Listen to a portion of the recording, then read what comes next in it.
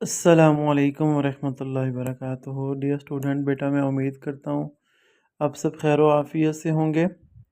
جی، ہم نے لیسن شروع کیا تھا 20 سال نبوی صلی اللہ علیہ وآلہ وسلم۔ ہم نے یہاں تک پڑھ لیا تھا موت کی بڑی سختیاں ہیں۔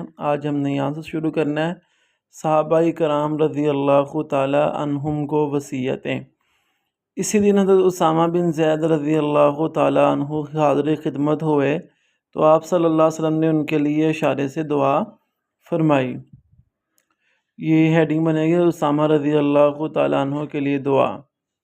صحابہ کرام کو وصیتیں۔ نبی کریم صلی اللہ علیہ وآلہ وسلم اپنی بیماری کے ان ایام میں متعدد بار صحابہ کرام سے مخاطب ہوئے اور انہیں مختلف وصیتیں فرمائی۔ انصار کے ساتھ حسن سلوک کی وصیت فرمائی اور فرمایا کہ وہ میرے قلب و جگر ہیں، انہوں نے اپنی ذمہ داری پوری کی اور ان کے حقوق مجھ سے رہ گئے ہیں۔ وصال کی طرف اشارہ۔ نبی کریم صلی اللہ علیہ وسلم نے اپنی وفات سے قبل ارشاد فرمایا کہ اللہ تعالیٰ نے اپنے ایک بندے کو دنیا اور اس کی رونقیں دکھائی ہیں، لیکن اس نے اپنے لیے آخرت کو پسند کیا ہے۔ اتنا ہی کہنا تھا کہ ابوبکر صدیق رضی اللہ تعالیٰ عنہ سمجھ گئے کہ وہ بندے خود نبی کریم صلی اللہ علیہ وسلم ہے۔ یہ سن کر ابوبکر صدیق رضی اللہ تعالیٰ عنہ رونے لگے۔ لوگوں نے حیران ہو کر ان کی طرف دیکھا کیونکہ لوگ اس جملے کی گہرائی کو نہ سمجھ سکے تھے۔ نبی کریم صلی اللہ علیہ وسلم نے وفات سے چند قبل لمحے سیدنا حسن اور حسین رضی اللہ تعالیٰ عنہ کو بلا کر چوما اور ان کے ساتھ اس نے سلوک کی وصیت فرمائی۔ پھر صحابہ کرام کو نماز کی حفاظت اور زیر 10 افراد سے حسن سلوک کی وصیت فرمائی۔ تو یہ بھی جو دو لائنیں آپ نے یہاں پر ایڈ کرنی ہیں، حقوق رہ گئے ہیں اس کے بعد، کیونکہ یہ بھی وصیتوں میں آتے ہیں۔ آخری لمحات۔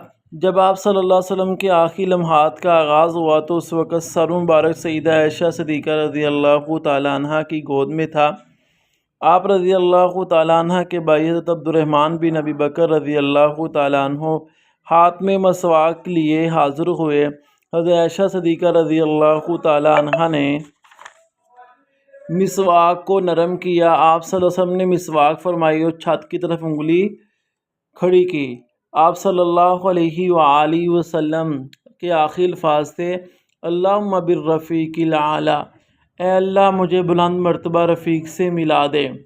یہ الفاظ آپ نے 3 مرتبہ دہرائے اور آپ کا ہاتھ مبارک جھک گیا، یعنی کہ آپ کی روح کو قبض کر لیا گیا۔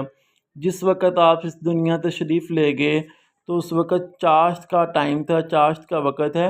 یہ وقت ہوتا ہے اشراق کی نماز کے بعد، صبح فجر کی نماز ہے، اس کے بعد اشراق کی نماز 2 گھنٹے بعد یہ چاشت کا، یعنی کہ 8-9 بجے کا ٹائم جو ہوتا ہے۔ تجہیز و تکفین۔ رسول اللہ صلی اللہ علیہ وسلم کی تجہیز و تکفین کا مرحلہ آیا۔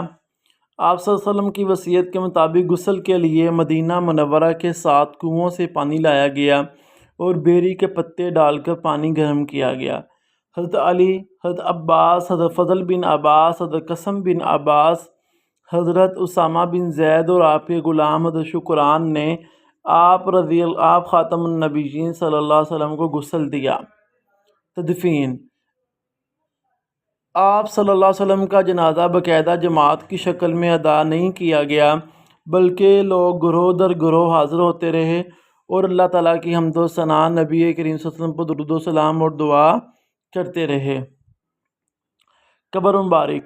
جب اہل بیت اطہار اور صحابہ کرام رضی اللہ تعالیٰ بارگاہ رسالت میں یہ ہدیہ درود و سلام پیش کر چکے تو حضرت ابو طلحہ نے لحد والی قبر یعنی بغلی قبر تیار کی۔ یہ ہوتی ہے پہلے سیدھی کر کے، پھر دائیں طرف، پھر اس کے نیچے جا کے جو ہے وہ ایک بڑی قبر بنائی جاتی ہے، نیچے کھودی جاتی ہے، اسے کہتے ہیں لحد والی قبر۔ یعنی اللہ کے جیسے ہم جنازہ پڑھتے ہیں جماعت کی شکل میں، ویسے نہیں ہوا، بلکہ درود و سلام اور جو ہے وہ اللہ کے نبی صلی اللہ علیہ وآلہ وسلم حمد و ثنا بیان کرتے رہے۔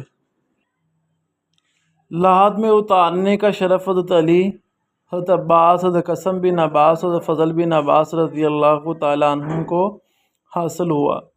تدفین کے بعد حضرت بلال رضی اللہ تعالیٰ نبی کریم صلی اللہ علیہ وسلم کی قبر مبارک پر سرہانے کی طرف سے پانی چھڑکا۔